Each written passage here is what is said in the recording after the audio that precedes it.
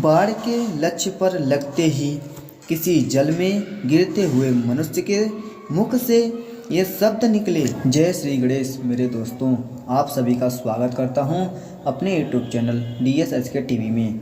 मेरे दोस्तों, आज एक कथा लेकर आया हूं। रोचक कथा है श्रवण कुमार के बारे में।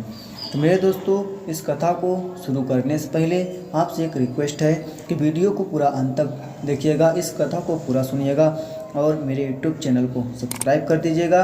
बेल आइकन घंटी दबाकर ऑल पर सेलेक्ट करिए, वीडियो का नोटिफिकेशन आपको मिलता रहेगा। मेरे दोस्तों, यह जो कहानी आपको सुनाने जा रहा हूँ, यह कहानी श्रवण कुमार की है, जो कि अयोध्या नरेश राजा दशरथ जब पुत्र के वियोग में तड़प रहे थे तो उनको वह श्राप याद आया जो श्रवण कुमार के माता पिता ने दिया था। तो वही कहानी अपने तीनों पत्नियों को बताते हैं और राजा दशरथ क्या कहते हैं, इस कहानी के माध्यम से आप लोग को सुनाता हूं। और इस कहानी को पूरा ध्यान से सुनिएगा और अपने दोस्तों को पास शेयर जरूर करिएगा। मेरे चैनल को सब्सक्राइब करना ना भूलिएगा। ऐसी रोचक कहानियाँ पाने के लिए बेल आइकन घंटी दबाकर ऑल पर सेलेक्ट करिए, वीडियो का नोटिफिकेशन आपको मिलता रहेगा। चलिए मेरे दोस्तों, आपको हम कहानी सुनाते हैं। राजा दशरथ जी कहते हैं, हे कौशल्या, यह मेरे विवाह से पूर्व की घटना है। एक दिन संध्या के समय मैं धनुष बाण ले रथ पर सवार हो गया और शिकार के लिए निकल पड़ा। जब मैं सरयू के तट के साथ साथ रथ में जा रहा था तो मुझे ऐसा शब्द सुनाई पड़ा मानो वन्य हाथी गरज रहा हो। उस हाथी को मारने के लिए मैंने तितक्षण शब्द भेदी बाढ़ छोड़ दिया। बाढ़ के लक्ष्य पर लगते ही किसी जल में गिरते हुए मनुष्य के मुख से ये शब्द निकले, आ मैं मारा गया, आ मैं मारा गया, मुझ निरपराध को किसने मारा। यह शब्द श्रवण कुमार का था। हे पिता, हे माता, अब मेरी मृत्यु के पश्चात तुम लोगों की भी मृत्यु जल के बिना प्यासे ही तड़प तड़प कर हो जाएगी। न जाने किस पापी ने बाढ़ मारकर मेरी और मेरे माता पिता की हत्या कर डाली। इससे मुझे ज्ञात हुआ कि हाथी की गरज सुनना मेरा भ्रम था। ये राजा दशरथ बोलते हैं। वास्तव में वह शब्द जल में डूबते हुए घड़े का था। उन वचनों को सुनकर मेरे हाथ कांपने लगे और मेरे हाथों से धनुष भूमि पर गिर पड़ा। दौड़ता हुआ मैं वहां पर पहुंचा जहां पर वह मनुष्य था। मैंने देखा कि एक वनवासी युवक रक्त रंजित पड़ा है और पास ही एक आधा घड़ा जल में पड़ा है। मुझे देखकर क्रुद्ध स्वर में वह बोला, हे राजन, मेरा क्या अपराध था जिसके लिए आपने मेरा वध करके मुझे दंड दिया है। क्या यही मेरा अपराध यही है कि मैं अपने प्यासे वृद्ध माता पिता के लिए जल लेने आया था। यदि आपके हृदय में किंचित मात्र भी दया है तो मेरे प्यासे माता पिता को जल पिला दो, जो निकट ही मेरी प्रतीक्षा कर रहे हैं। किंतु पहले इस बाढ़ को मेरे कलेजे से निकालो, जिसकी पीड़ा से मैं तड़प रहा हूँ।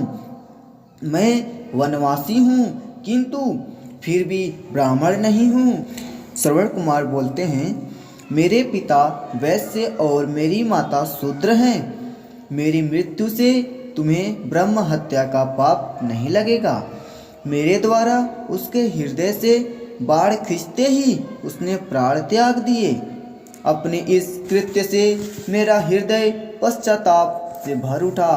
घड़े में जल भरकर मैं उसके माता पिता के पास पहुंचा।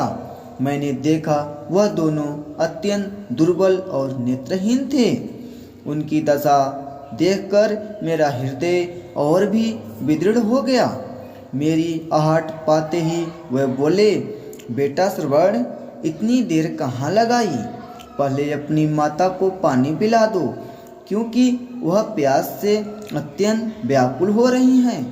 श्रवण कुमार के पिता के वचनों को सुनकर मैंने डरते डरते कहा, हे मुनि, मैं अयोध्या का राजा दशरथ हूँ। मैंने अंधकार के कारण हाथी के भ्रम में तुम्हारे निरपराध पुत्र की हत्या कर दी है। अज्ञानवश किए गए अपने इस अपराध से मैं अत्यंत व्यथित हूँ। आप मुझे दंड दीजिए।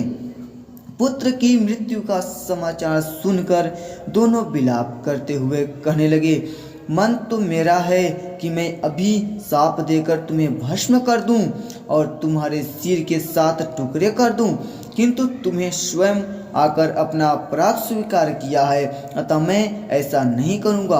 अब तुम हमें हमारे श्रवण के पास ले चलो। श्रवण के पास पहुंचते ही पर वे उसके मृतक शरीर को हाथ से टटोलते हुए हृदय विदार कर विलाप करने लगे। अपने पुत्र को उन्होंने जलांजलि दिया और उसके पश्चात वह मुझसे बोले, हे राजन, जिस प्रकार पुत्र वियोग में हमारी मृत्यु हो रही है, उसी प्रकार तुम्हारी मृत्यु भी पुत्र वियोग में घोर कष्ट उठाकर होगी। शाप देने के पश्चात उन्होंने अपने पुत्र की चिंता बनाई और पुत्र के साथ वह दोनों स्वयं भी चिंता में बैठ जलकर भस्म हो गए। राजा दशरथ बोलते हैं, हे कौशल्या, मेरे उस पाप कर्म का दंड आज मुझे प्राप्त हो रहा है। यह कहानी था श्रवण कुमार का। मेरे दोस्तों, राजा दशरथ जब पुत्र के वियोग में तड़प रहे थे, तब यह कहानी राजा दशरथ तीनों पत्नियों को बताया और कहा कि मैं श्रापित हूँ। मुझे श्रवण कुमार के माता पिता ने श्राप दिया था कि मैं भी पुत्र के वियोग में तड़प तड़प कर मरूंगा। आज उसी का भोगदंड है। तो मेरे दोस्तों, यह कहानी था। अगर यह कहानी अच्छा लगा हो तो प्लीज़ वीडियो को लाइक करिएगा, मेरे यूट्यूब चैनल को सब्सक्राइब करना ना भूलिएगा। चलिए दोस्तों, हम मिलते हैं अगले कहानी में। जय श्री गणेश।